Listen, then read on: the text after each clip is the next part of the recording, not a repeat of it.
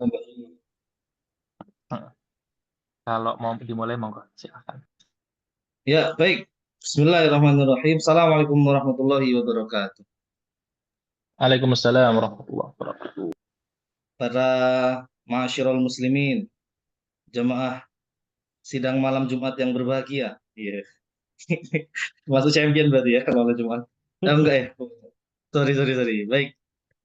Alhamdulillah, salatu wassalamu ala Rasulillah wa ala alihi wa sahbihi wa mawala. Kembali lagi bersama satu Lole Mengaji.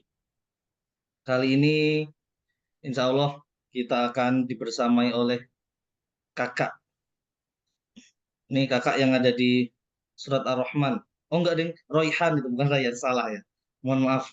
Ini kakak Ryan yang dulu punya jasa besar kepada saya mengajari naik gunung.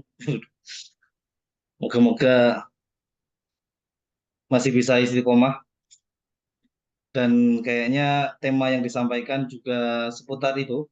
Ini tadi saya baru coba baca-baca tentang olahraga, mengolah apa apa Mas Ryan? Aduh, mohon maaf, mengolah menambah keimanan apa tadi ya?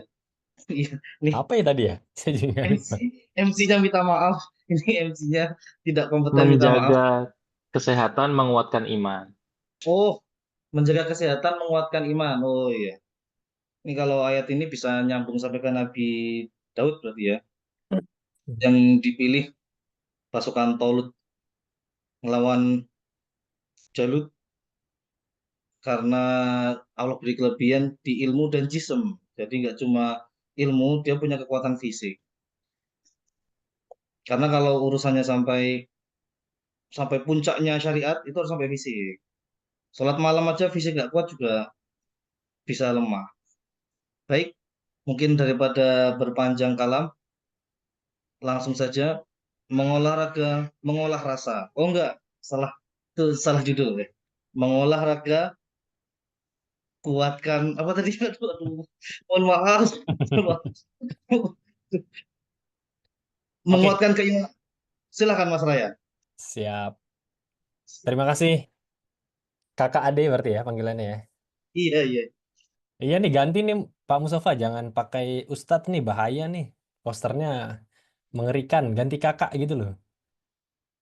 Udah template kalau kata Radit.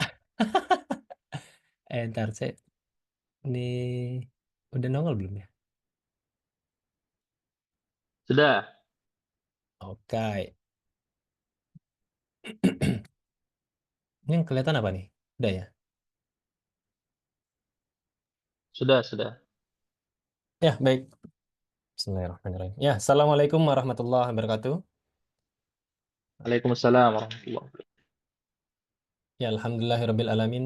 Assalatu wassalamu ala asrofil anbiya wal mursalin wa ala alihi washabihi ajmain. Amma ba'du. Rabbi israh li sadri wa yassir li amri wahlul 'uqdatam min lisani yafqahu qawli. Baik, pertama insya Allah hari ini kita akan sedikit ya, saya akan coba sedikit sharing tentang bagaimana olahraga dalam Islam dengan tema menjaga kesehatan menguatkan iman. Ternyata susah gitu ya, susah dihafal. Karena memang judulnya langsung dari AI nih ceritanya nih. Saya nggak punya ide, langsung dari admin kita Bapak Mustafa dengan kelihayannya. Nih silahkan tinggal pilih gitu. Jadi saya pilih temanya olahraga di dalam Islam, menjaga kesehatan menguatkan iman.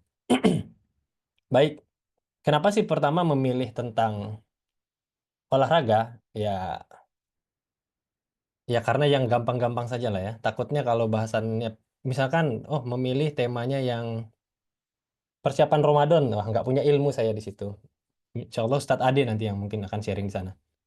Baik, pertama kali eh, saya pikir ini ada suatu hadis yang sering banyak orang lupa, termasuk saya udah tahu tiba-tiba lupa. Pas nginget, pas bikin materi, oh iya ada hal-hal seperti ini gitu ya. Yang pertama, Nabi SAW bersabda, Nikmatani magbunun fihi makatsirum minan nas. Ada dua kenikmatan yang banyak manusia tertipu.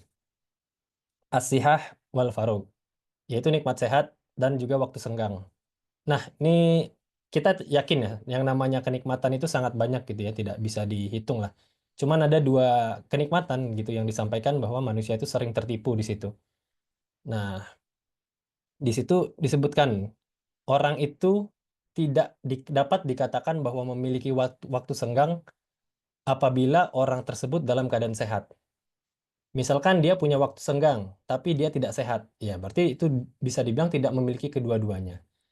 Namun apabila seseorang sedang memiliki kedua nikmat tersebut, dia punya waktu yang senggang, dia juga punya kesehatan, malah yang cenderung muncul itu malah rasa malas gitu ya.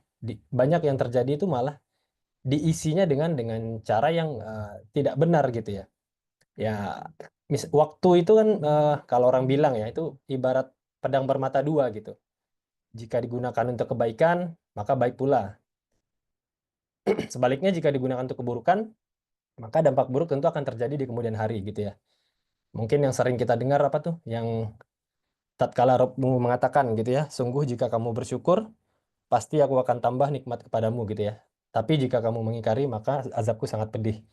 Ya, harapannya dengan sharing ini saya mengingatkan diri saya pribadi dan harapannya kepada teman-teman bahwa kita punya dua nikmat yang ketika kita punya ini, harapannya tidak dipergunakan atau tidak disia-siakan.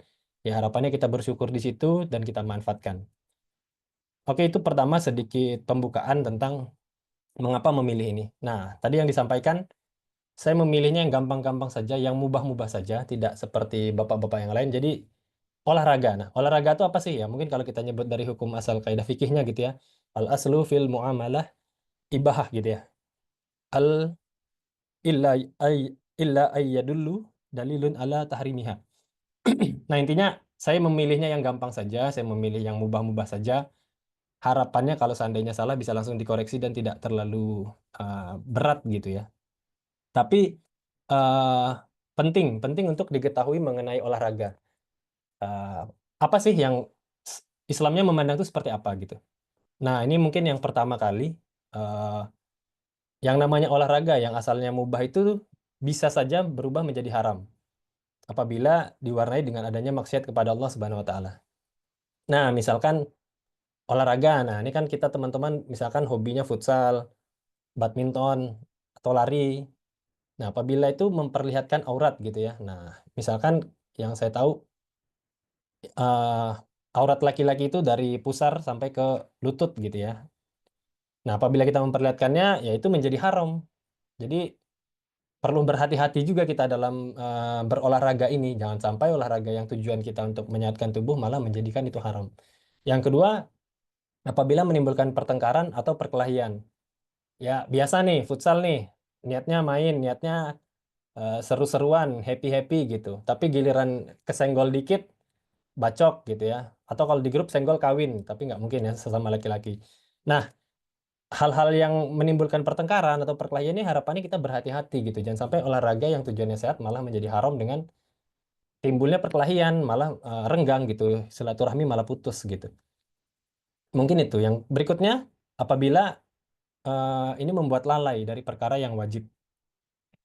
Dari perkara yang wajib itu ya misalkan terlalu berlebihan atau di waktu-waktu yang waktu sholat malah olahraga gitu ya. Atau yang terakhir yang perlu saya sering terjadi itu adalah perjudian. Saya sangat yakin gitu, sangat banyak olahraga dijadikan ajang judi gitu. Ayo tanding, yang menang dapat ini gitu ya. Kamu sekian, kamu sekian gitu. Nah, ini ajang judi ini membuat olahraga yang harusnya merupakan hal yang baik yang dapat memberikan kesehatan justru malah menjadi haram. Jadi ini saya harap perlu menjadi perhatian gitu ya. Harapannya olahraga ya kita fokus pada olahraganya. Berikutnya larangan bersikap untuk gulu atau berlebih-lebihan. Nah, kalau olahraga ini ya sama sih seperti hal yang lain semuanya ya gitu ya. Semua hal gitu ya, larangan untuk bersikap gulu. Kalau di olahraga misalkan apabila melebihi kadar batas sehingga malah menjadikan tubuh menjadi lemah. Nah, kalau misalkan dalam kasus contoh saya kemarin ikut agenda trail running di Gunung Lawu, Siksorogo Lawu Ultra. Nah, saya ikut, ya saya perkirakan tubuh saya mampunya untuk di mana nih. Di Lawu Ultra itu ada 7,5, ada 15, 30, 50 kilometer itu, 80 kilometer, 120 kilometer. Nah, di situ saya harus mengukur gitu, jangan wah biar keren nih 50 kilometer. Padahal tubuh mampunya belum sampai situ. Jadi jangan sampai kita malah gulu dalam berolahraga sehingga tubuh kita malah jadinya lemah gitu dan jadi sakit. Jadi ini larangan gitu ya. Dan berikutnya adalah menghabiskan waktu untuk mengikuti olahraga. Jadi olahraga aja terus. Yang ada terjadi biasanya istri marah tuh, kapan waktunya gitu ya. Tapi eh intinya jangan sampai. Ya, misalkan kalau dari dalam kasus tadi gitu, saya mampunya sekarang 15 kilometer misalkan. Nah, nanti pengen daftar ke yang 50. Sehingga dalam waktu yang singkat nih, hanya misalkan dalam 30 hari atau dalam waktu 3 bulan misalkan, memaksakan diri untuk terus berlatih sehingga waktunya habis gitu untuk olahraga. Padahal setelah ikut event, misalnya ikut event 50 dapatnya apa sih? Dapat hanya kebanggaan diri sendiri juga. Ya mungkin orang orang lain juga nggak pengen tahu juga gitu.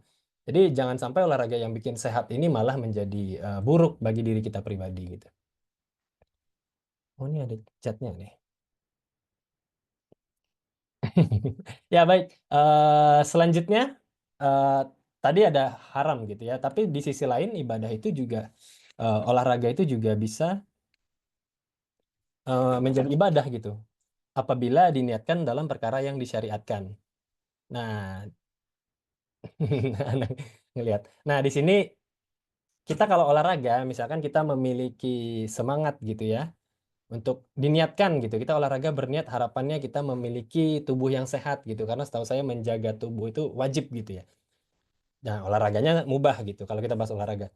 Nah, jadi kita harapannya diniatkan agar memiliki tubuh yang sehat. Gimana laptop Abang? Gimana tadi? Di bawah situ enggak? Nah, di sini disebutkan ya innamal a'malu binniyah. Jadi kalau kita memang niatnya baik, kita memang berniatnya harapannya tujuannya sehat, mengharapkan ridhonya Allah ya insya Allah olahraga yang kita lakukan itu akan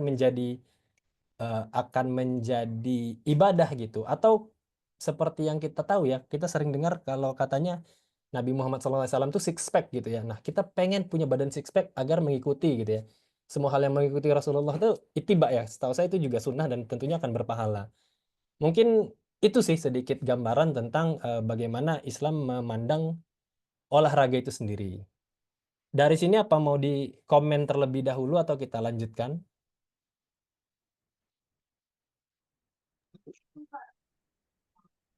Lanjut dulu, Siap, monggo.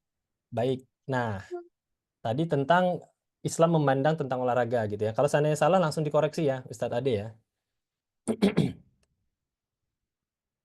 Baik, next. Oke, nah selanjutnya mungkin saya sampaikan tentang 4 kebiasaan Nabi gitu ya. Ini 4 kebiasaan baik gitu ya, atau obat sih di sini disebutkan.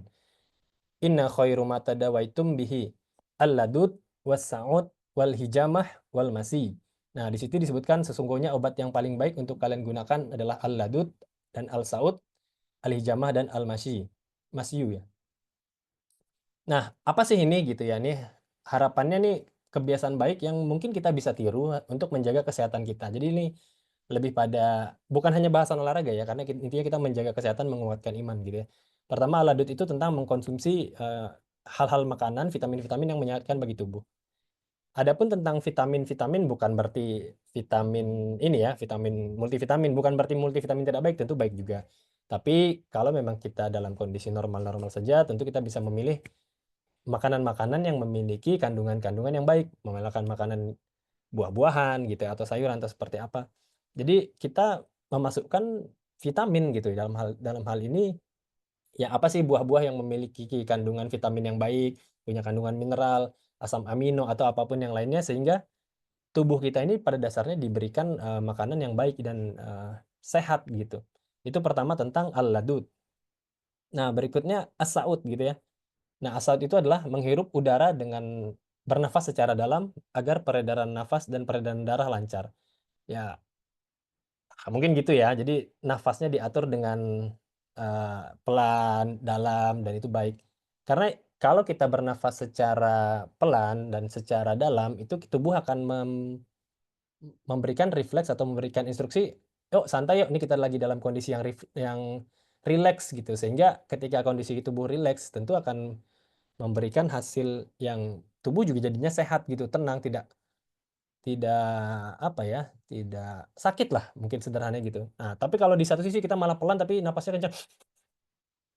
Nah, itu malah si tubuh itu akan otak akan menginstruksikan tubuh gitu bahwa wah ini kita lagi dalam kondisi tegang nih, dalam kondisi bahaya atau seperti apa, sehingga tubuh kita tuh nggak rileks gitu, nggak bisa berkembang. Jadinya proses-proses di tubuh itu malah nggak baik. Ya, itu informasinya ya, mungkin saya tidak bisa semua. Nah, hal ini juga bisa dilakukan dengan melakukan healing gitu ya, ke gunung atau tempat-tempat yang memiliki udara yang segar, pantai gitu ya. Nah, jadi kalau teman-teman bolehlah ngajak anak istrinya sekali-sekali naik-naik jalan-jalan lah, pilihlah tempat yang udaranya segar gitu. Kalau Jakarta ya agak susah gitu. Kalau di kota nggak ada yang baik gitu ya. Bisa, tapi yang di daerah dekat juga masih ada. Itu yang kedua. Yang ketiga al-hijamah itu bekam ya. Saya jujur belum pernah bekam, tapi ya ini saya cari saja informasinya, memiliki manfaat untuk meningkatkan efektivitas penyampaian zat makanan dan oksigen karena terbentuknya sel darah merah yang baru. Atau yang pernah bekam boleh sharing gimana sih rasanya setelah melakukan bekam. Mungkin karena saya rutin rutin donor darah, biasanya donor darah tiap 3 bulan tuh dia nggak mau kalau pernah bekam gitu. Kalau udah bekam tuh jaraknya dibatasi 6 bulan. Jadi itu alasan mungkin kenapa saya tidak pernah bekam, tapi jadinya rutin lebih ke donor darah saja. Pemikiran saya mungkin manfaatnya juga sama-sama, toh juga akan dibentuk sel darah yang baru gitu. Tapi intinya bekam ini jelas merupakan cara pengobatan yang sudah turun-temurun disampaikan dan merupakan sunnah dari Nabi Muhammad SAW. Oke, yang terakhir al-masyu itu adalah berjalan kaki gitu ya, berjalan kaki, bahkan juga bisa kita berjalan kaki itu tanpa alas kaki gitu ya, grounding gitu. Ya mungkin kalau ngomong grounding ini atau jalan kaki ya kita sudah hal yang biasa gitu, udah tahu bahwa jalan kaki ini baik gitu. Bahkan dalam ibadah kita gitu nanti tawaf, sa'i, perjalanan dari Arafah ke Mina gitu ya. Atau seperti hal-hal lain itu memang kita dituntut nanti memiliki badan yang sehat agar kita kuat untuk jalan kaki gitu. Ya kalau yang diketahui itu zaman dahulu itu kan bukan berarti nggak ada kendaraan ya, kayak unta, keledai, kuda atau yang lain-lain itu juga kendaraan gitu. Tapi Nabi itu memilih untuk lebih sering juga berjalan kaki dalam hal ini untuk menjaga kesehatan gitu ya. Ya mungkin tentu ada juga alasan lain, apakah biar bisa bertemu banyak orang, agar bisa berkomunikasi dan lain-lain. Tapi di sisi lainnya tentu akan ada kesehatan di dalamnya. Listrik aja butuh grounding, apalagi kita, nah tuh kan. Jadi kita aja lebih butuh grounding tentunya dibanding listrik gitu ya, Pak Ade. Oke, ini tentang 4 kebiasaan baik Nabi. Ada yang mau dikomen terlebih dahulu karena materinya nggak banyak. Kalau lanjut terus nanti bisa selesai langsung dengan cepat. Ya, baik. Mungkin kalau ada yang mau berkomentar. Kalau menyanggah kayaknya tidak ini, Masya Allah. Yang bawakan dalil-dalil semua ini, Masya Allah. Ini terima kasih banyak Ustadz Ryan. Kok jadi Ustadz kakak? Iya, iya. Masya Allah. Masya Allah. Ini banyak diingatkan ini ya. Saya terkena sekali ini. Masya Iya Allah. tujuannya memang ingat antum. Soalnya kayaknya sekarang terlalu berbahagia. Istrinya luar biasa masaknya kayaknya nih. Nah, sekalian mungkin kalau ada yang lain yang belum tanya, saya mau tanya. Cara Eh, mengimbang. antum nggak boleh nanya kalau antum khusus. Waduh, waduh. Ini pertanyaan kebutuhan ini. Jadi Ya, cara ingin menjaga kesehatan, tadi makan yang baik, dengan biar gak mubazir itu gimana? Iya, iya. Kadang-kadang wah ini anak nggak mubazir saya makan gitu kan. Ini wah daripada mubazir saya makan. Seperti itu. Monggo silakan. silakan Musofa.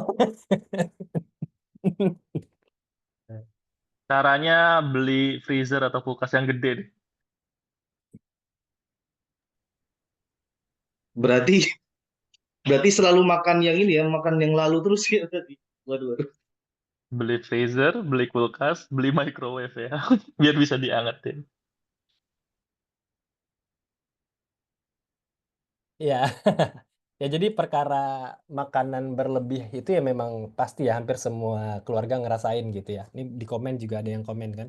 Juga sama nih makan makan makanan sisa anak gitu ya. Memang dari awal kitalah yang mengatur jumlahnya kalau bisa jangan banyak-banyak ya karena ujung-ujungnya memang makan-makan lagi tuh. Sisa-sisa pasti kita makan, sisa-sisa pasti kita makan. Ya, kalau memang kondisi di sana ujung-ujungnya nggak bisa diinin, makanya saya akan mengingatkan teman-teman untuk berolahraga khususnya. Karena kalau nggak olahraga ya dengan perilaku yang seperti itu ujung-ujungnya bisa ya badan juga nggak fit juga gitu. Tapi tadi saran dari Mustafa saya pikir sangat baik sih, masukin kulkas lagi, ntar seperti apa dikeluarin, dimakan lagi, beli freezer gitu. Atau makan di luar, ya dari awal ya diatur saja kira-kira makannya berapa gitu. Misalnya saya sama istri biasanya pesan makan 3, anak kan saya, istri, anak 2. Nah biasanya tuh pesan makan 3 karena itu ya udah makan makan makan, nanti giliran terakhir saya biasanya ngabisin. Ya harapannya kalau pesannya 4 ya pasti lebih. Kalau lebih gimana? Biasanya kita juga juga apa namanya ya ya udah kita bungkus nanti pulang makan gitu. Nah itu dari kakak Cindy ya, istri nggak usah pesen. Nah itu benar itu. Biasanya sih yang pesen saya, anak-anak gitu. Istri follow gitu ya. Ya tapi bukan langsung dibahas. Iya itu. Ya mungkin itu sih sedikit kalau seandainya tentang bagaimana cara makan. Tapi adapun tentang yang lebih ya kita semua saya pikir sependapat ya, jangan mubazir. Ya gimana caranya mau disimpan apa kita kalau kuat ya dimakan cuman jangan sampai lah nanti perutnya malah nggak nyaman. Oke, terima kasih Kakak Ade. Menjawabkah? Kurang menjawab berarti nanti dicari tahu lagi jawaban. Siap, siap. Menjawab. Coba kan prakteknya yang harus berlatih, pembiasaan Ah olahraga. ya, ya itu Siap. dia. Siap. Terima kasih Suhu. Dari yang lain, ada yang ingin ditanyakan mungkin dari teman-teman? Oke, Ya, kita mungkin lanjut saya saja. lanjutin sedikit ya. Masih ada beberapa juga ternyata.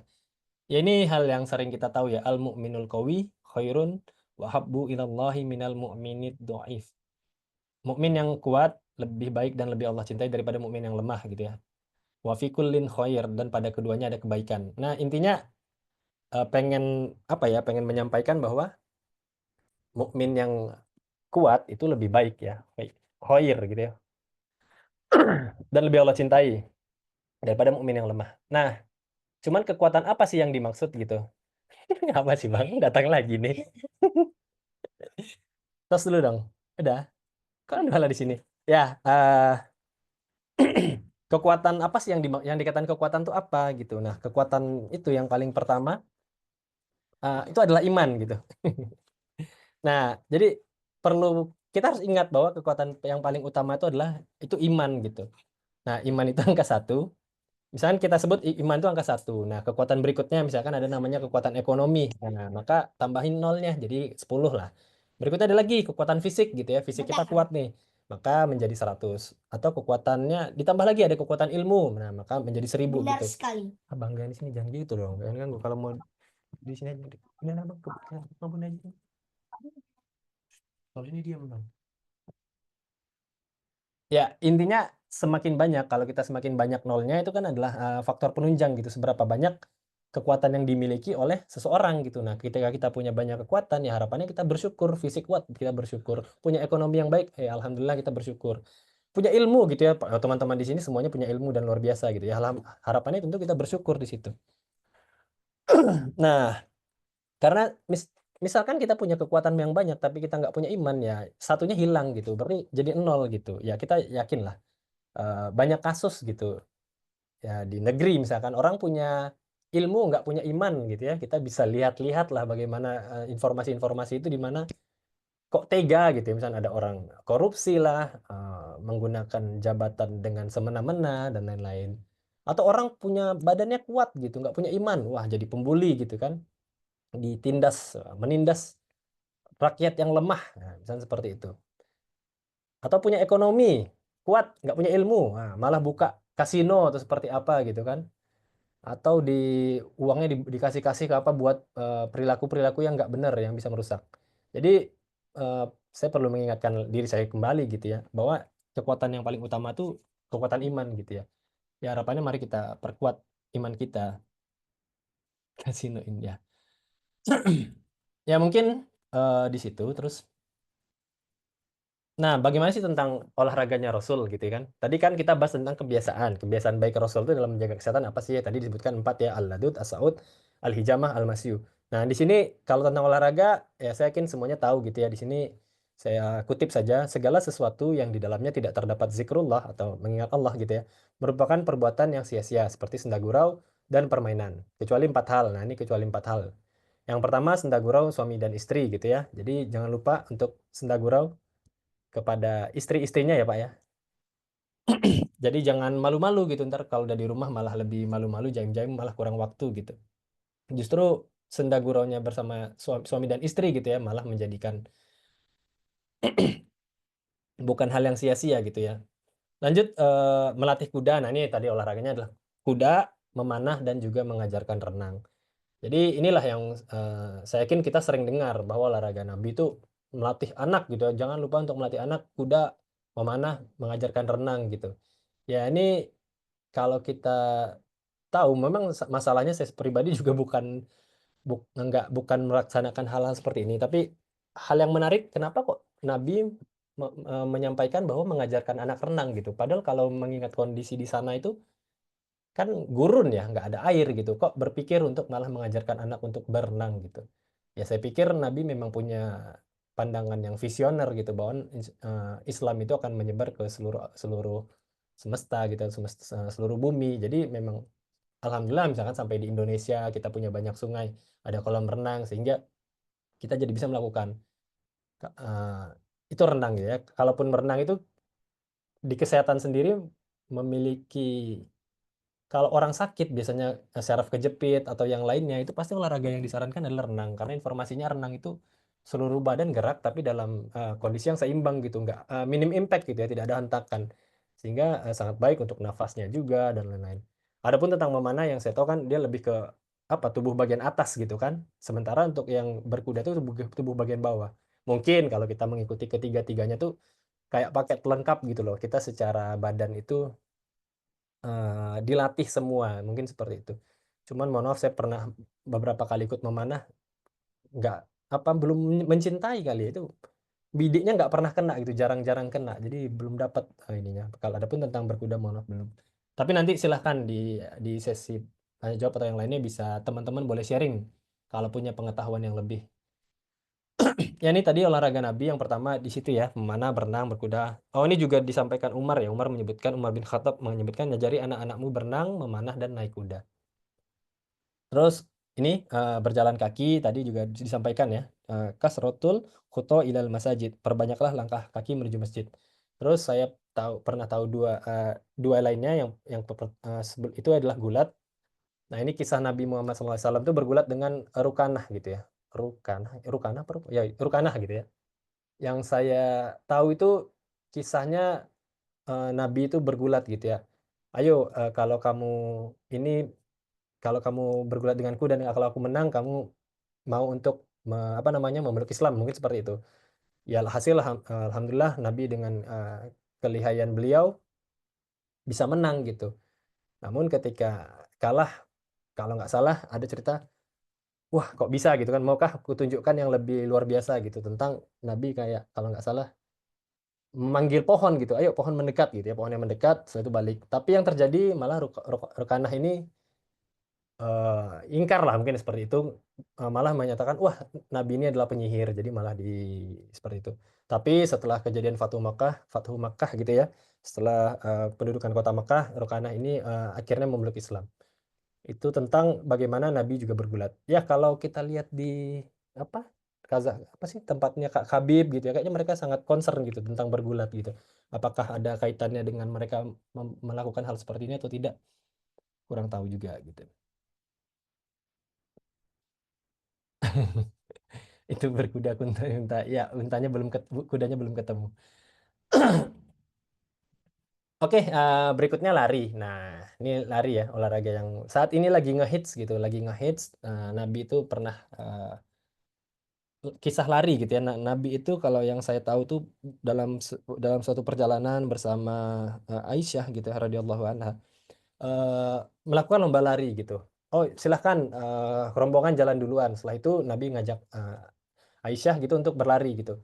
Lomba lari. Nah, pertama-tama ketika Aisyah itu masih dalam kondisi badannya masih kurus gitu ya, masih mungkin fit gitu kan. Waktu itu Aisyah menang gitu. Terus ya udah tuh udah selesai, nggak dibahas apa-apa.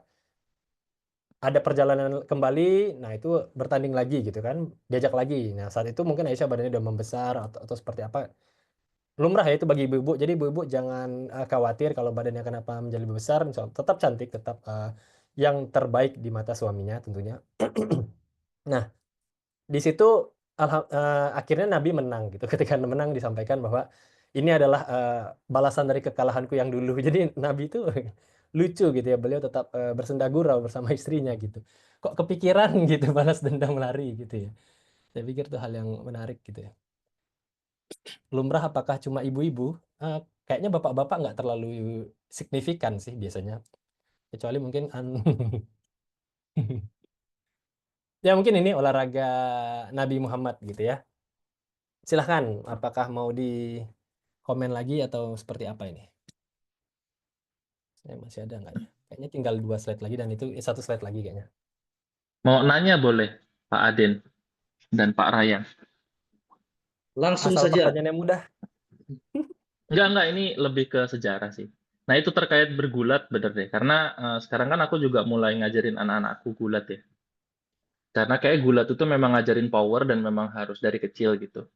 Ya, terinspirasi juga dari karena belakangan senang ngelihat kayak UFC gitu ya kan banyak petarung-petarung muslim dan lumayan excels gitu di olahraga itu karena apa ya? Karena base gulatnya tuh kuat gitu dari kecil. Nah, cuman kalau yang kalau baca-baca sirah itu kan sepertinya Nabi Muhammad tuh setelah diangkat jadi nabi gitu, itu kayak nggak lagi bergulat. Bahkan belakangan ya terus disarankannya malah memanah, berenang, dan berkuda gitu.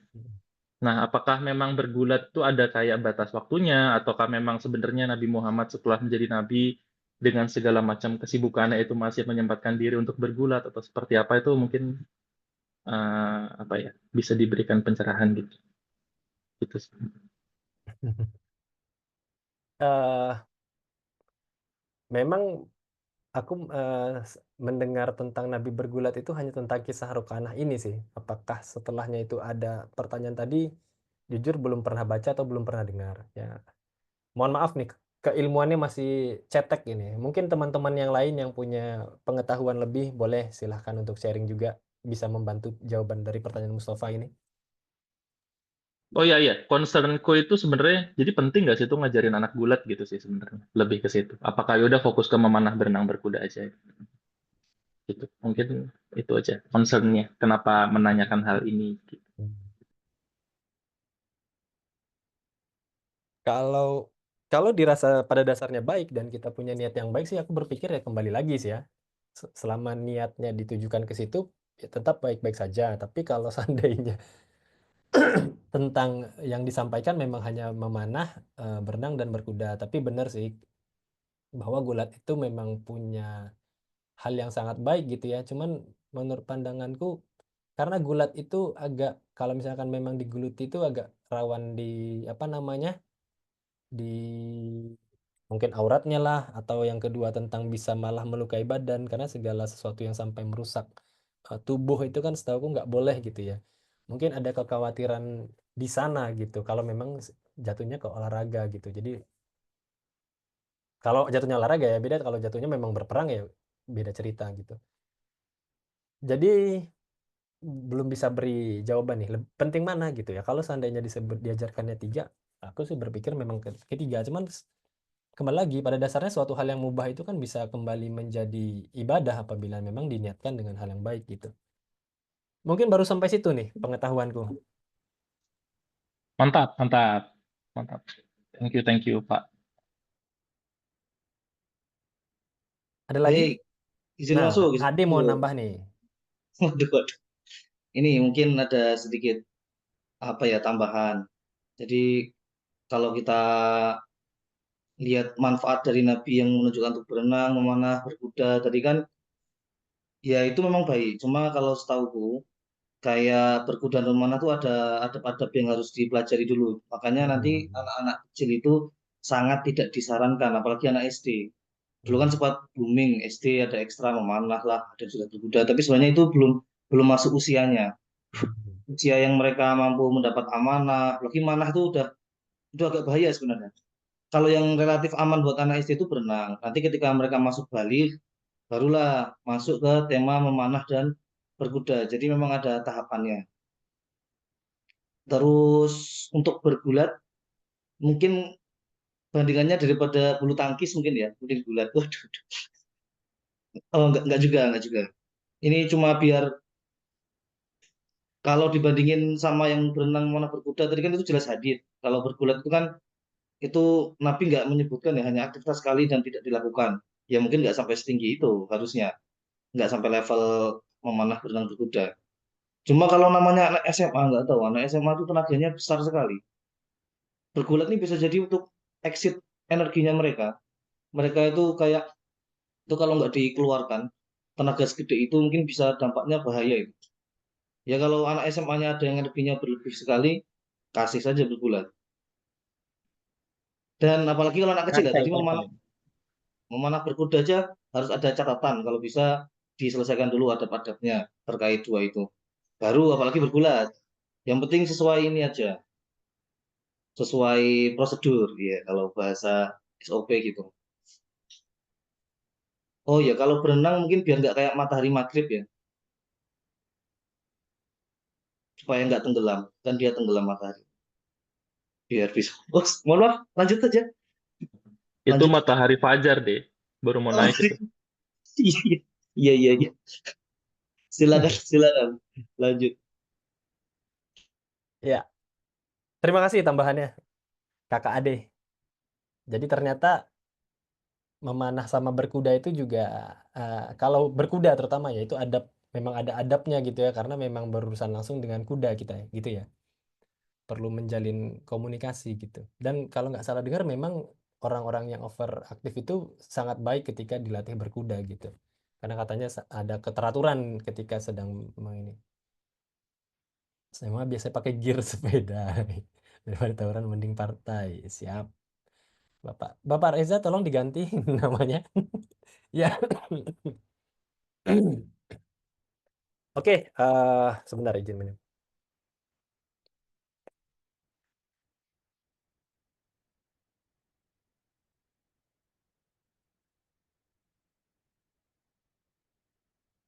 Baik, nah tadi kan tentang bagaimana olahraga atau kesehatan di dalam Islam gitu ya. Mungkin aku sedikit nambahin aja tentang bagaimana pendekatan dalam hal kesehatan, tapi ya dari ilmu-ilmu aku dengerin inilah beberapa di sini langsung dari Aderai gitu ya. Karena menurutku ya beliau ketika menjelaskan tuh enak juga dan tanggapannya benar gitu. Ya mungkin ini perlu diketahui aja menjadi concern juga buat kita gitu. Jadi dalam hal kesehatan tuh si Adera ini menyebutkan ada tiga kesehatan gitu ya, tiga pendekatan yang harapannya bisa menjadi concern kita gitu ya. Yang pertama adalah tentang pendekatan chemical. Apa sih pendekatan chemical? Nah, itu adalah apa sih yang dimakan atau apa yang dimasukkan ke dalam mulut gitu ya. Oh, ini jujur lagi dimakan. Jadi, nah ketika menyebutkan pendekatan chemical ini ada tiga hal gitu. Yang pertama dietary management, time management, sama calories management.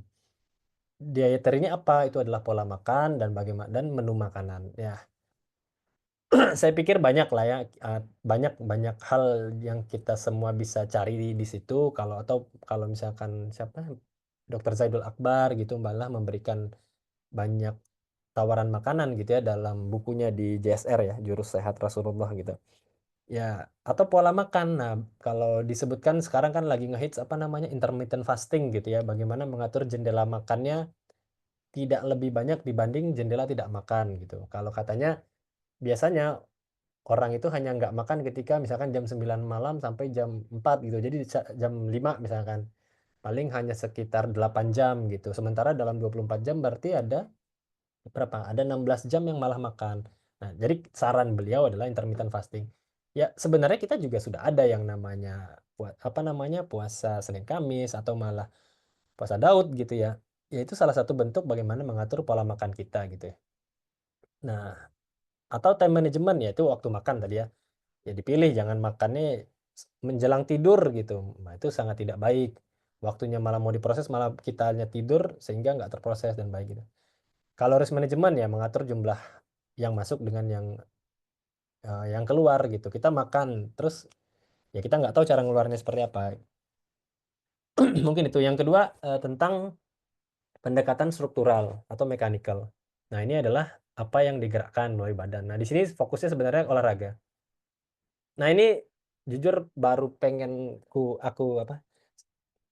Aku atau saya ini? Baru mulai pengen gitu. Nah selama ini memang olahragaku biasanya Senin, Selasa itu kadang-kadang lari.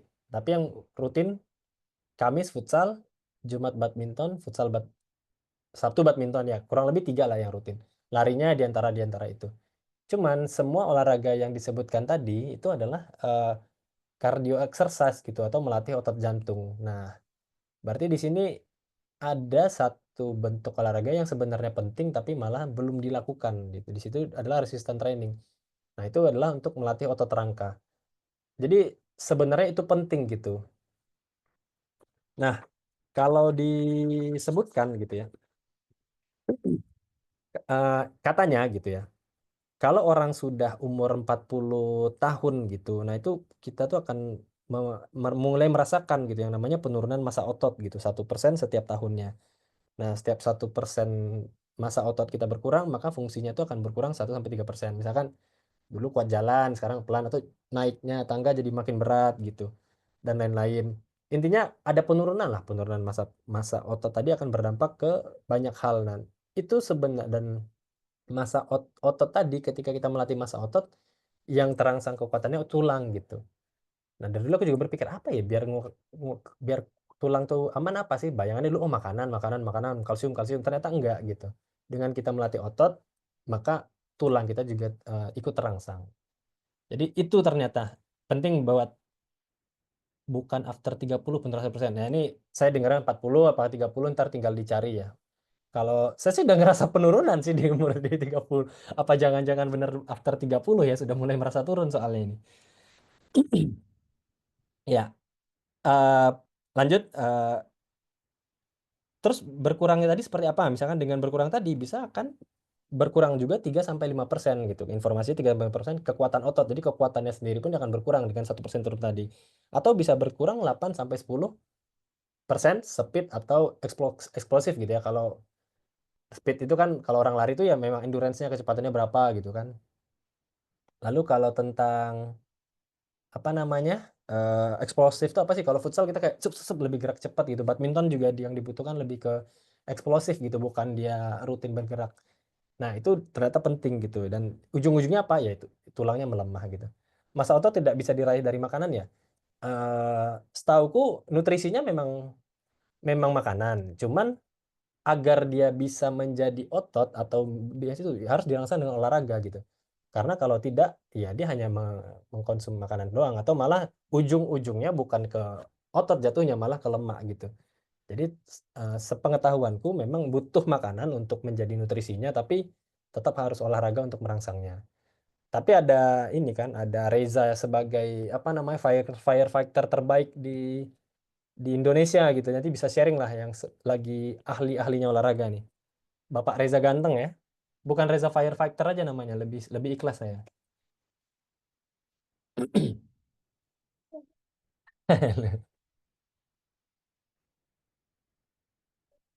Bicara sama siapa? Iya sama teman-teman.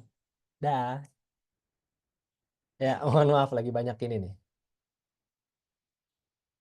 Ya, yang terakhir tentang pendekatan emosional. Nah, itu apa yang dipikirkan atau cara pandang karena akan mempengaruhi diri dalam memberikan instruksi ke badan gitu ya. Dari makanan bergizi gratis bisa nggak? Bisa, yang penting olahraga gitu ya. Eh, dan makanannya yang enak apa enggak? Ya, enak bagi yang bersyukur. Pertanyaannya agak berat. Nah, tentang emosional ini mungkin tadi sama ya kayak nafas gitu ya. Bagaimana kita berpikir bagaimana cara kita mengatur nafas kita. Bagaimana karena nafas tuh sangat penting gitu ya. Nah, ternyata tadi kan disampaikan tentang ini. Nah, pas kemarin dengar tentang Adra itu beliau menyebutkan kata-katanya saya catat parasympathetic nervous system katanya ya. Jadi kalau kita nafasnya panjang, dalam dan panjang itu kita mengaktifkan yang namanya P- ya PNS gitu ya, parasympathetic nervous system. Iya. Ya, dia badan akan tumbuh, berkembang, ya, intinya bisa menyerap lah. Nah, jadi intinya semua hal pada tubuh ini kita akan ada instruksinya gitu dan itu emosi akan muncul di sana. Jadi mungkin dalam hal seperti ini saya pengen ngingetin kaitannya dengan olahraga. Mumpung kita di sini masih 30 lah ya, apakah udah mulai turun 1% apa tidak? Bagi teman-teman mungkin ya banyak yang masih sangat hobi pada olahraga cardio exercise, terutama saya sendiri. Nah untuk itu yuk mulai ngajak coba untuk resistance training. Ya nggak harus sampai bodinya oke, yang harus bentuk badannya asik apa gitu ya. Ya nggak. Dengan kita melatih angkat seperti apapun. Ada sekarang namanya yang workout tanpa alat gitu atau hanya beli dumbbell dan lain-lain. Saya pikir itu udah sangat membantu merangsang otot tulang kita kuat karena kalau udah ngomong tua itu masalah utamanya pasti di tulang gitu ya. Jadi saya mengajak teman-teman gitu di event kali ini, yuk kalau mau olahraga silahkan yang ringan-ringan saja. Pada dasarnya kan kita dianugerahi tubuh yang luar biasa sehat gitu ya. Karena tubuh manusia saya pikir luar biasa banget gitu ya. Mungkin kalau lihat teman-teman ada yang rokok jalan terus, makan sembarangan, olahraga nggak pernah gitu ya. Atau ngapain lagi gitu, stres gitu, tapi nggak mati-mati gitu. Ya karena memang ya ini kebesaran Allah gitu yang memberikan tubuh ini yang benar-benar luar biasa gitu. Tapi ya jangan dong, jangan berharap ke situ dong. Itu kita punya badan ya mari kita jaga gitu. Ya saran saya silahkan cardio exercise tetap perlu, tapi resistance training jangan lupa. Nah ini yang insya Allah saya sedang mencoba, bukan sedang mau untuk mencoba bagaimana biar minimal tubuh ini juga lebih baik. Ya, mungkin ini hal yang menarik. Ini kayaknya slide terakhir. Nanti udah diskusi. Jika tubuh kita itu ada perusahaan tuh intinya sebut saja ada 5 pemegang saham gitu. Yang pertama pembuluh darah, organ dalam, apa sih, liver, jantung, hati gitu. Terus yang ketiganya otot, keempatnya tulang, kelimanya lemak gitu. Kalau otot tentu kita pengennya berisi gitu ya, kuat. Tulang ya tentu pengennya kuat gitu, fungsinya baik gitu. Lemak tentunya pengennya sedikit gitu. Tapi kembali ke yang tadi, misalkan nih kita sudah umur 40 terus kita udah mulai menerima bahwa ada penurunan 1% gitu ya dan lain-lain gitu. Nah, maka yang terjadi apa? Maka massa otot akan berkurang. Nah, massa otot yang berkurang karena tidak dilatih, dampaknya apa gitu. Nah, dampaknya fungsi tulangnya yang malah menurun. Ototnya nggak kuat kok kan ototnya nggak kuat, maka tulangnya dia akan menurun. Bermasalah. Bermasalah dikit-dikit sakit, sendinya dikit-dikit sakit sehingga nggak mau gerak. Kalau nggak mau gerak terus ngapain? Ya ujung-ujungnya diem. Ketika diem dampaknya apa? Ya kadar lemak dalam tubuh meningkat, ditambah makannya makin sering atau seperti apa gitu. Ketika kadar lemaknya tubuh meningkat, ya dampaknya lagi apa? Ya udah kalau lemak sudah banyak di tubuh, pasti fungsinya organ tubuh atau pembuluh darah jadi berat gitu. Kalau udah jadi berat misalkan apa sih dampaknya? Entah itu kolesterol, gula dan lain-lain gitu ya. Saya pikir eh, ini mungkin yang akan terjadi ya, kalau misalkan kita tidak melatih ya tulang kita. Ya ini sih yang eh, peringatan bagi diri saya pribadi gitu. Tapi kalau di sisi lain, kalau seandainya kita melatih otot kita, tulang kita juga masih kuat, lemak kita sedikit, ya organ tubuh dan pembuluh darah kita tentunya sehat-sehat saja dan itu tenang-tenang saja. Oke, mungkin itu sedikit sharing di akhirnya ini tadi karena saya ngikutin kadernya, jadi saya dengar nih karena ada kaitan-kaitannya juga dengan sebelum-sebelumnya tentang masalah kekuatan. Tapi ini ya, saya pikir hal yang menarik. Dia bilang gini, ilmu pengetahuan adalah sebuah kekuatan, tapi kekuatan sesungguhnya adalah saat ilmu pengetahuan itu diaplikasikan. Jadi ini udah saya ajak cerita, mungkin suatu saat kita ada event olahraga bareng kah, atau misalkan sekarang lagi ngehits kayak virtual train apa walking atau olahraga, ya mungkin kita sebagai TETI bisa setting-setting untuk agenda seperti itu. Teti bugar atau teti apapun lah, satu lole bugar atau seperti apa. Ya ini hanya ajakan, intinya mengingatkan diri saya pribadi dan tentunya kepada teman-teman semoga bisa bermanfaat gitu dan kita semua memiliki tubuh yang sehat kuat, bahagia sama istri, sama anak ataupun teman-teman gitu ya, tidak sakit-sakitan di masa tua. Mungkin itu dari saya. Saya akhiri. Assalamualaikum warahmatullahi wabarakatuh. Silahkan Ustadz Ade. Waalaikumsalam warahmatullahi wabarakatuh. Wah, wabarakatuh, masya Allah. Ini sesuatu yang sangat penting bagi usia-usia kita sekarang ini ya berarti ya. Insya Allah ini Mas Ryan banyak mengingatkan apa yang umumnya manusia terlupa. Ingatnya ketika sudah sakit, sudah tua berarti. Dari teman-teman, ada yang ingin ditanyakan, dikeluh kesahkan. Ada keluhan, bisa disampaikan di sini. Atau ada yang ingin memberikan masukan? Nih, nama Ade sepertinya naik naik ya masalah kesehatan ini ya. Mohon maaf kalau saya tidak bisa ikut mempertahankan nama itu. Ade Yahya, Ade Rai gitu ya. Masya Allah. Kalau Hadiahnya belum masih berotot gak, Dek? Dulu kamu berotot, Dek.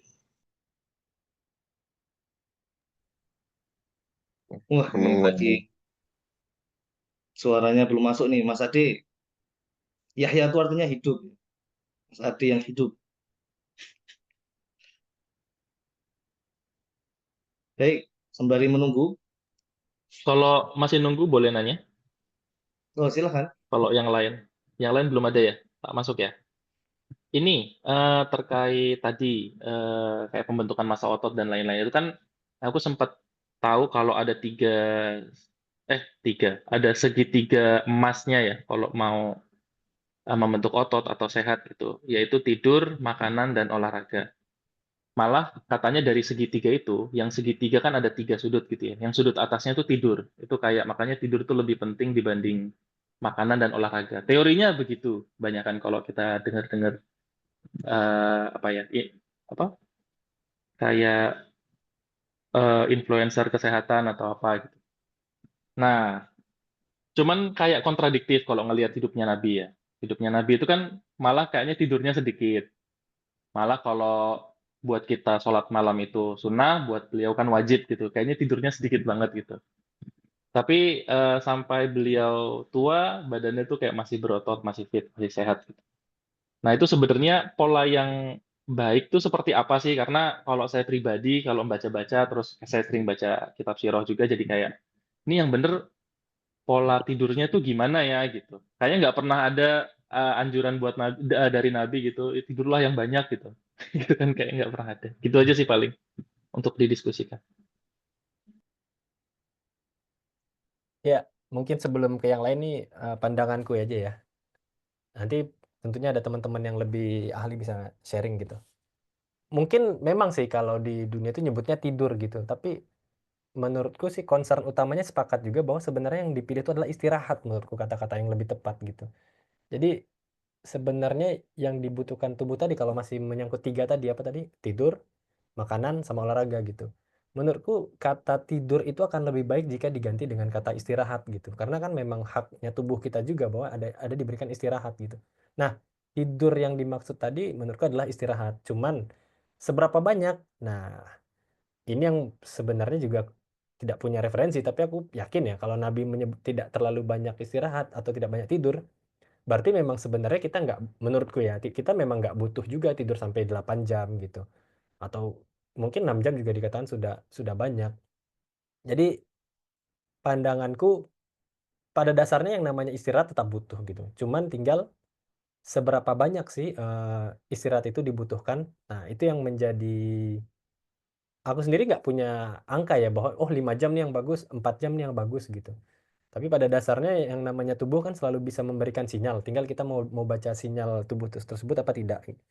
Nah, ketika ketika kita sudah merasa badan nggak fit atau seperti apa ya kita menurut saya istirahat. Ya, saya pribadi tetap nggak sepakat bahwa 8 jam badan tuh butuh 8 jam. Menurutku sih seperti itu.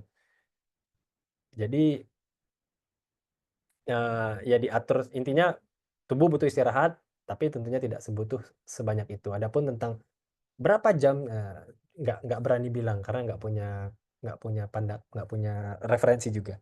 Mungkin itu, silakan tambahan kepada Mas Reza mungkin yang kemarin dididik kesehatan yang luar biasa. Mungkin malah pernah diberikan informasi ini. Atau yang lain dipersilahkan. Mungkin harus Oke, pakai ganteng. Pakai Oh, ganteng Mas biar Reza ganteng. Ganteng ya. Kalau iya kalau nggak ganteng, nggak nyaut. Mas Reza ganteng, iya jijik.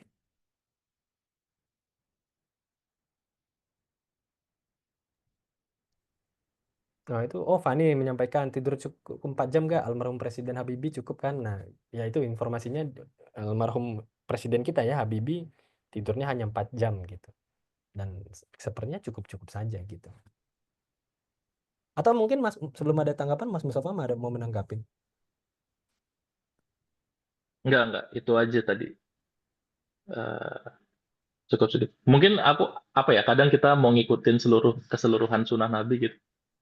Tapi nanti waktu dikasih meninggalnya di umur 63 malah, ya kok 63 pengennya lebih dong lah kan seumur hidup ngikutin Nabi gitu. Iya, Ya walau nggak tahu. Yang diskenariokan Allah aja.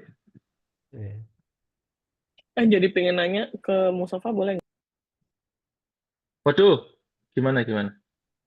Tadi kan Mustafa barusan bilang, apa kalimatnya, meninggal 63 tahun gitu ya. Aku tuh pernah dengar, katanya semakin cepat kita meninggal, tandanya Allah sayang sama kita. Itu gimana tuh? Mungkin ada pandangan khusus terkait hal tersebut, mungkin. Terima kasih. Oh, silakan. Ustadz Adin Antara dijawab. Jadi Dijawab, ini Di. yang ngisi Ustadz Ryan, yang ditanya Ustadz Mustafa, dilempar ke saya. Ini sepertinya ada yang tidak pas ini ya. Mohon maaf sebelumnya. Coba karena ditembak. Kalau masalah usia, wah tuh Ustadz Reza ganteng tadi kayaknya itu. Yang dari tadi tanya-tanya tuh. Kalau ya sambil dijawab singkat nih, kalau masalah usia itu kan yang usianya panjang dan bermanfaat, itu baru yang namanya apa ya usia apa sih kalau doa ulang tahun dulu istilahnya doa ulang tahun. Tapi kan itu jarang langka, makanya kebanyakan tuh diwafatkan di usia optimal. Jadi pas lagi amal-amal baiknya, karena jarang orang di usia tua tuh bisa amal baik kayak Utsman tuh. Meninggal oke lah di usia 80-an. Tapi lagi tilawah sama puasa loh. Bayangin usia 80-an. Lagi tilawah sama puasa meninggal. Itu kan kalau orang biasa di usia tinggi gitu kan susah ya mengakhiri hidup dengan ini. Padahal namanya akhir hidup itu pengaruhnya besar sekali. Kayak setaraf niat lah. Inamal a'malu niat, ada hadis lain inamal a'malu bil khawatim. Dengan penutupnya, wah itu berarti sebenarnya kemungkinan untuk benar-benar penutupnya bagus sekali kalau usianya tinggi itu agak kecil sebenarnya. Mungkin karena dari alasan itu. Sampai bisa ada kesimpulan ke sana mungkin dari sana. Tapi yang jelas yang pengaruh ya itu tadi, lihat aja meninggalnya kayak gimana kondisinya, usianya buat apa itu aja. Monggo, kembalikan ke Mas Reza Ganteng tadi kayaknya mau bicara. Kamu Dorto, kamu bilang kan ditembak, bos.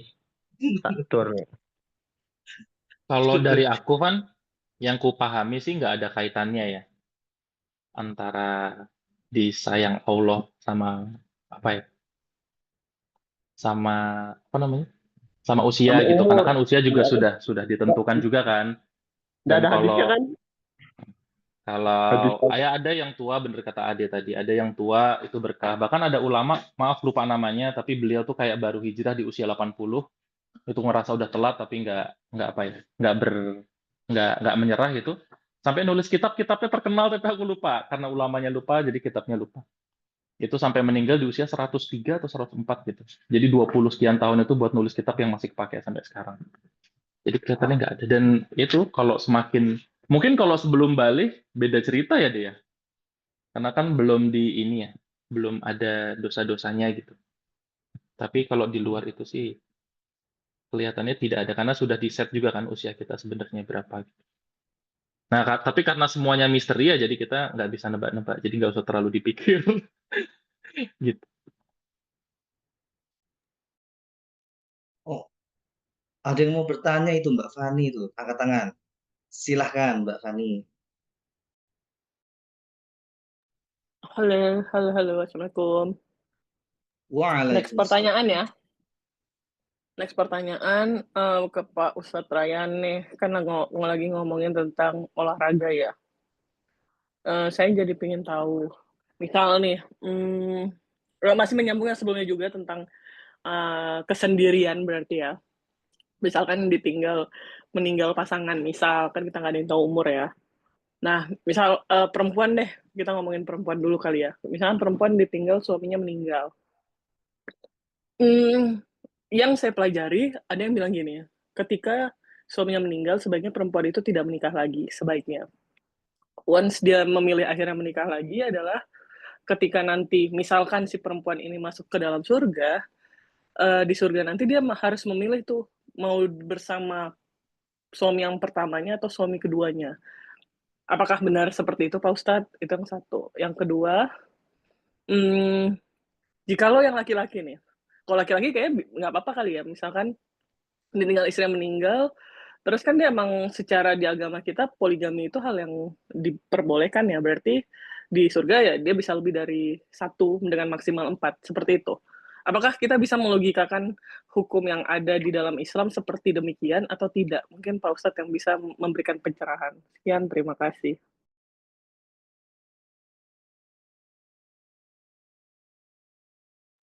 Hati-hati jawabnya Yan, ada istri Yan.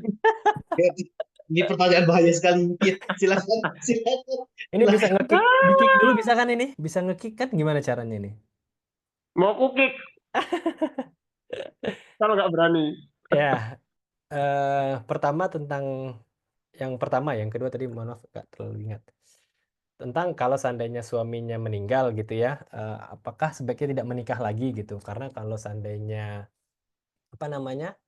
Kalau seandainya dia menikah lagi nanti di surga malah pilih gitu ya. Memang sebenarnya pernah dengar, tapi yang agak sedikit berbeda bahwa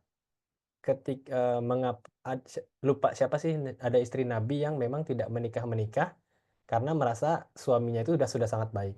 Tapi begitu dilamar oleh Nabi, akhirnya beliau mau. Jadi intinya sebaiknya menikah dengan orang yang lebih baik. Ya, walaupun nggak tahu ya bagaimana mengukur cara lebih baik tersebut. Makanya istri-istri Nabi itu tidak menikah lagi karena tidak ada yang lebih baik dari Nabi. Jadi nanti di surga seperti apa? Yang kudengar adalah akan bersama suaminya yang paling baik. Itu sih yang pernah aku dengar gitu ya, Van. Jadi menikah lagi apa tidak? Ya yang kudengar sebaiknya menikah dengan orang yang lebih baik gitu ya. Makanya sejujurnya lupa sih siapa, ada istri Nabi, seingatku ada istri Nabi gitu yang memang nggak mau menikah karena memang suaminya itu baik gitu. Mungkin nanti bisa mungkin Ustadz Ade atau Ustadz Mustafa yang tahu gitu siapa namanya. Akhirnya setelah ada Nabi lamar, beliau baru mau karena memang dirasa lebih baik. Tapi kalau istri-istri Nabi memang nggak menikah lagi karena memang tidak ada yang lebih baik. Itu Ummu Salamah berarti ditambah oleh Ustadz Ade Herlambang nih nyahut beliau. Kalau nggak salah ya jujur nggak begitu, tapi mungkin benar Ummu Salamah. Itu yang pertama. Nah, yang kedua tadi mohon maaf agak sedikit ngeblank tadi. Karena agak berat pertanyaannya. Apakah bisa dirangkum lagi atau seperti apa?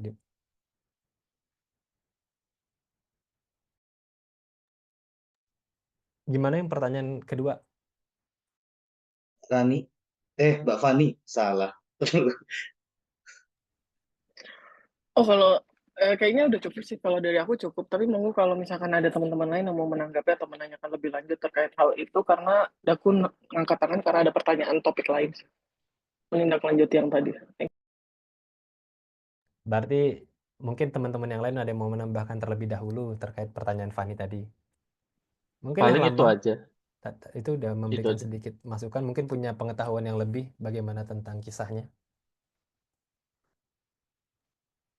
Cukup berarti ya. Itu aja paling tadi istri Nabi itu memang diharamkan. Ya. Tapi kalau bukan istri Nabi kayak perempuan-perempuan sekarang boleh nikah lagi. Hmm. Terus kalau nanti di surga bukan milih setauku yang terakhir sama suaminya yang terakhir. Oh iya betul yang terakhir, makanya dia nggak mau menikah dengan yang nggak lebih baik gitu. Betul, betul. Terima kasih Mas Mustafa. Jadi kalau suaminya meninggal tapi ngerasa suaminya tuh memang jelek gitu, ya udah nggak apa-apa nikah lagi aja daripada ketemu lagi. Ya kalau masuk surga bareng-bareng ya. Jelek apanya nih, Mus? Jelek mukanya apa? Ampun abang ganteng. Oh, kalau yang ganteng mah maunya ke fisik terus ya. Maaf ya, maaf. Oh, iya, maaf. Siap, terima kasih Ustadz Mustafa tadi dikoreksi ya, bukan yang terbaik tapi yang terakhir. Nah itu alasannya kenapa tadi ya, kenapa tidak mau menikah lagi kalau memang tidak lebih baik. Mungkin clear ya, silahkan. Izin masuk tadi, sebenarnya ada yang menggelitik itu kan, 4 itu kan syariat di dunia ya.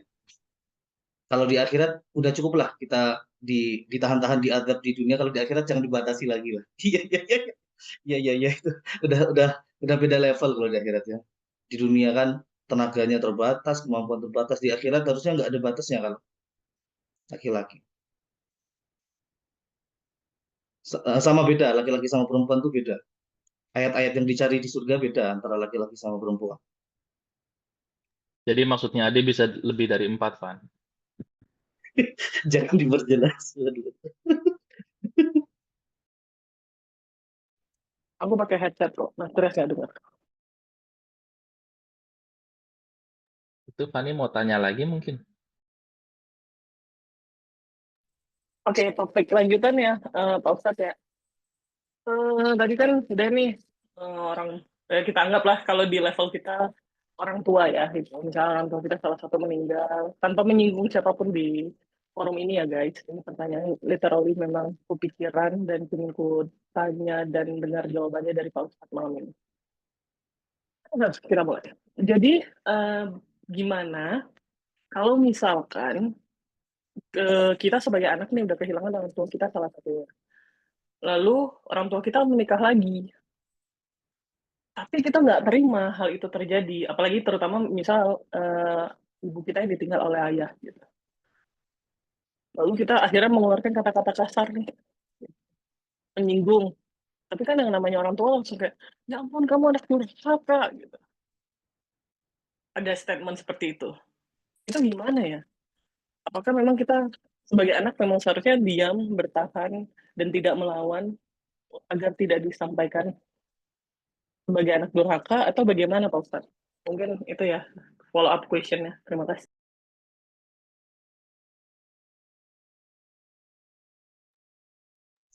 Silahkan, Mas Ryan. Pertanyaannya agak berat, kayaknya nggak berkaitan dengan olahraga, boleh nggak kita sebut, oh tidak berkaitan dari jawab gitu. Nggak boleh ya. Jadi kalau mungkin ya menyampaikan pendapat ya, tapi pendapat pribadi tentu nggak bisa terjamin juga gitu. Pertama, seandainya orang tua pengen menikah lagi, ya setauku sebagai anak memang tidak layak untuk melarang gitu. Karena kan memang ada kebutuhan-kebutuhan juga gitu, yang orang tuanya ya dinilai lagi sih benar-benar butuh atau seperti apa gitu. Jadi bagaimanapun ya kalau bisa ridho gitu ya. Makanya ridho itu sangat sulit gitu kan, ganjarannya surga gitu. Ya memang susah gitu ketika dapat keluarga baru, kita berpikirnya kok datang orang baru nih nanti sayangnya berkurang dan lain-lain gitu. Kebutuhan olahraga. Ya butuh olahraga betul. Nah, jadi menurutku ya kalau pertama memang tidak layak, tidak baik kalau kita seandainya melarang gitu. Ya sebisa mungkin ridho gitu ya. Bukan ikhlas katanya, ridho beda gitu ya. Ya harus ridho gitu. Ya memang susah ya, makanya ganjarannya surga gitu. Terus tadi seandainya ada ucapan seperti itu gitu. eh Ya kembali ke ini sih. Kalau masalahnya kalau ngomong kasus by kasus agak susah, tapi aku mesti berpikir ya kembali ke ini aja, maksudnya kembali ke kita perlu berbakti saja kepada orang tua. Kalau seandainya dirasa tidak baik ya mungkin lebih baik diam gitu daripada harus melawan. Selama memang tidak sampai memiliki dampak yang luar biasa gitu ya. Misalkan sampai oh anak durhaka, setelah itu dibacok, ya itu ya nggak boleh, kita harus melawan di situ. Tapi kalau seandainya ya kata-kata mungkin memang menyakiti hati ya kembali lagi bersabar mungkin. Nah, sabar juga susah. Ya, susah-susah semua ternyata. Mungkin itu sih agak mungkin nggak bisa menjawab dengan baik. Butuh tambahan dari teman-teman nih agar bisa lebih bulat lagi jawabannya. Silahkan, silahkan. Masuk boleh ya? Nanti sebelumnya nanti disempurnakan sama Adil. Kalau nikah, Van, setauku dilihat aja syarat sah sama rukunnya. Nah, apakah ridho anak itu masuk di syarat sah dan rukunnya? Kalau enggak, ya berarti secara agama boleh-boleh aja gitu. Gitu. Nah, tentunya si anak tetap kalaupun ada ketidaksetujuan kan tetap harus ada akhlak-akhlak yang harus dijaga ya. Walaupun lagi-lagi kalau yang pernah diajarkan ke aku sih eh, sebutan anak durhaka tuh sebenarnya bukan sebutan orang tua ke anak itu nanti apa title anak durhaka tuh bukan dari orang tua ke anak karena orang tua kan juga kualitasnya beda-beda ya nggak bisa seenaknya kamu durhaka gitu. Ya nanti durhaka atau enggaknya ya nanti Allah yang menilai gitu terakhir jadi apa ya kalau dulu guruku bilang nggak usah terlalu takut kalau dicap durhaka sama orang tua karena nanti ya siapa tahu kan di beberapa kasus orang tuanya memang menyimpang begitu. Itu. Tapi tentunya si anak juga harus harus tetap, kalaupun nggak setuju ya bersikap baik. Itu sih poin.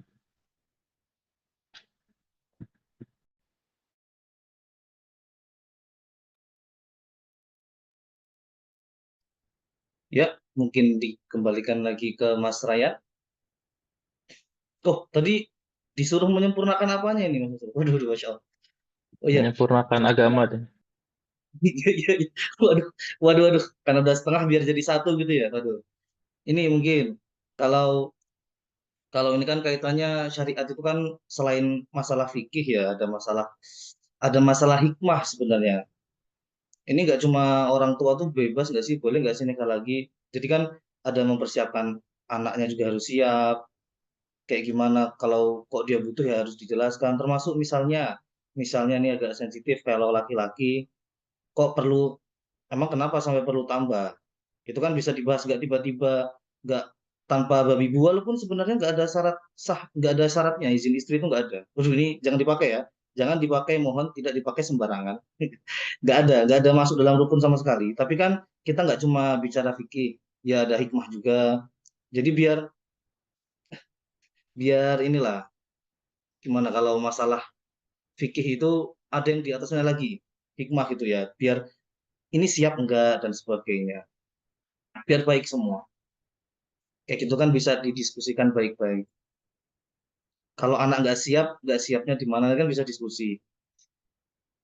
Tapi kalau sama orang tua kayaknya agak susah. Mungkin bisa lewat siapa yang ditokohkan atau yang disegani orang tua lewat sana, nanti ngobrol. Jadi lewat orang ketiga gitulah. Mungkin gitu solusinya. Itu saja. Saya kembalikan ke Mas Ryan. Silahkan.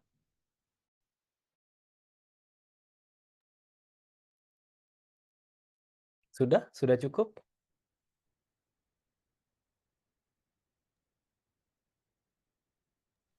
Guys, ada pertanyaan sponsor nih dari Mas Trias. Kapan pada naik gunung lagi? Mas Trias mau ikut. Kalau naik gunung berarti harus Herlambang Satrio ini, Jatmiko yang menjawab itu sebagai praktisi terbaik.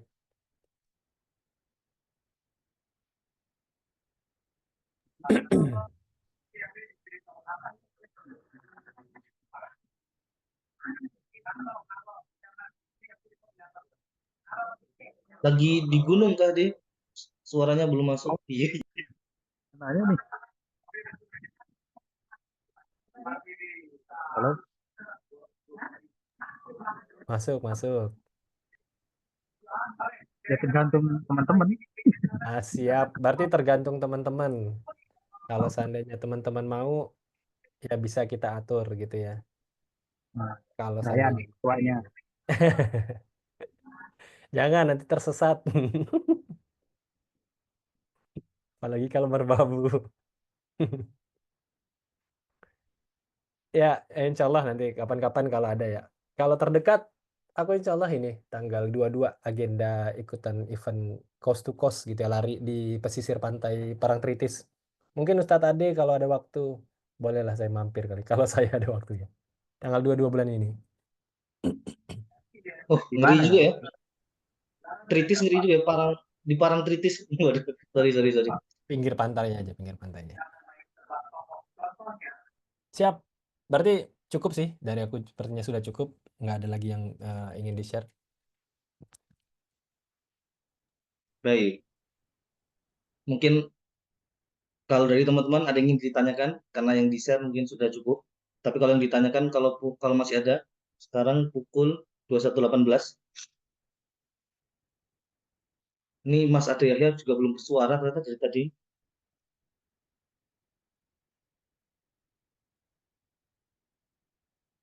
Baik, Ya mungkin kalau pengen ini memungkinkan apa tidak, mungkin suatu saat event bareng atau virtual. Kalau sekarang kan kita kayak banyak ya waktu. event-event yang virtual gitu ya. Apakah misalkan satu lole walking, apapun olahraganya, atau kita bikin event yang paling banyak mengeluarkan kalori dalam 3 bulan, dapat apa kek gitu ya buat fun-fun. Tapi intinya kita bagaimana ngajak teman-teman untuk olahraga.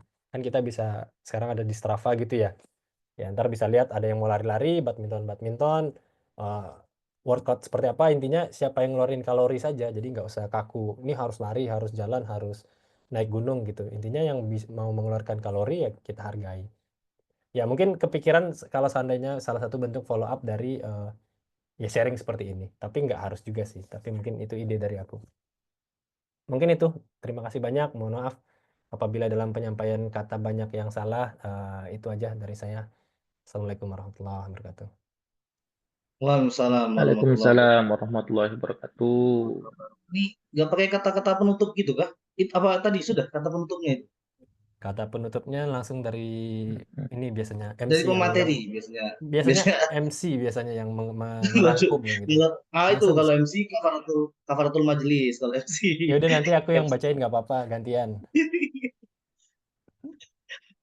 Baik, baik, baik. Ya, ini tadi karena yang dipancing kata-katanya Adera ya, jadi ilmu itu sampai ke aplikasi. Puncak tertingginya ilmu itu ya memang amal. Itu malah bisa, kalau kerasnya bisa diadab, kalau ilmu itu dari awal nggak niat buat diamalkan, cuma buat keren-kerenan, buat apapun itu niatnya, justru niat benar ilmu itu harus diamalkan. Makanya tadi di spill di akhir oleh Mas Ryan, dari Ustadz Ryan, Suhu, Sensei, itu solusi yang paling logis kayaknya paling mungkin karena ya kita terbatas waktu dan tempat pakai apa tadi namanya online itu bukan WhatsApp grup ya itu bukan apa tadi mohon maaf saya tidak Strava. Dava Ya ya boleh. itu saya tidak tahu namanya tadi siap itu saja. Oh, Strava kayak nama band ya, Strava band pernah dengar saya itu kayak MP3 Kufaku MP3 itu itu kufaku. Kawan nomornya itu. MP3 download itu bukan ya dulu Strava band itu bukan ya. Baik, Iya, baik. kawan SMA itu. Oke, oke, oke, itu saja mungkin. Waduh, waduh. Ya, moga-moga diimbangi jiwanya yang besar ya, tidak cuma badannya. Baik, kita akhiri forum kita hari ini. Ya, itu bisa di-follow up. Ya, semoga Allah mudahkan kita itu mengamalkan segala ilmu yang kita pelajari. Supaya tidak menjadi beban di pertanggungjawaban nanti.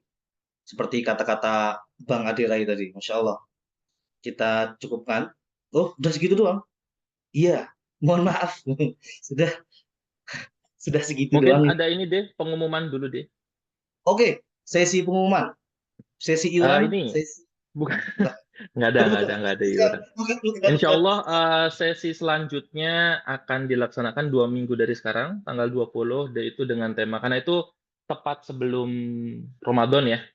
Jadi nanti insya Allah kajian 2 pekan lagi itu tentang persiapan Ramadan, hal-hal yang perlu diperhatikan. Mudah-mudahan nanti teman-teman juga bisa join lagi gitu. Nah nanti di pertemuan itu juga kita sepakatilah gimana nanti satu lole mengaji di selama Ramadan, apa dihapuskan, apa diganti jamnya, seperti apa begitu. Karena kalau Ramadan kan ibadah malamnya lumayan banyak gitu ya. Paling gitu aja. Sampai ketemu tanggal 20 insya Allah. Insya Allah. Baik, terima kasih pengumuman dari Mas Musofa. Baik, kita akhiri berarti ini. Kita cukupkan dengan membaca doa kafaratul majelis. Ya, biar tahu maknanya ya, supaya kesalahan-kesalahan tadi diubah menjadi kebaikan. Itu saja, kita tutup dengan doa kafaratul majelis. Subhanallah. Baik. Akhirul kalam. Wassalamualaikum warahmatullahi wabarakatuh. Waalaikumsalam warahmatullahi wabarakatuh. Terima kasih, terutama Mas Ryan, Mas Ade. Ya, Thank you. Terima See kasih. you. Mohon maaf apabila ada yang salah. Mantap. Izinku matikan roomnya ya. Assalamualaikum. Waalaikumsalam. Ya, sudah mati. Sebenarnya pernah ketemu Pak Is, aku lagi lari-lari, malu aku. Lari sore Pak Isna ini coba. Waduh.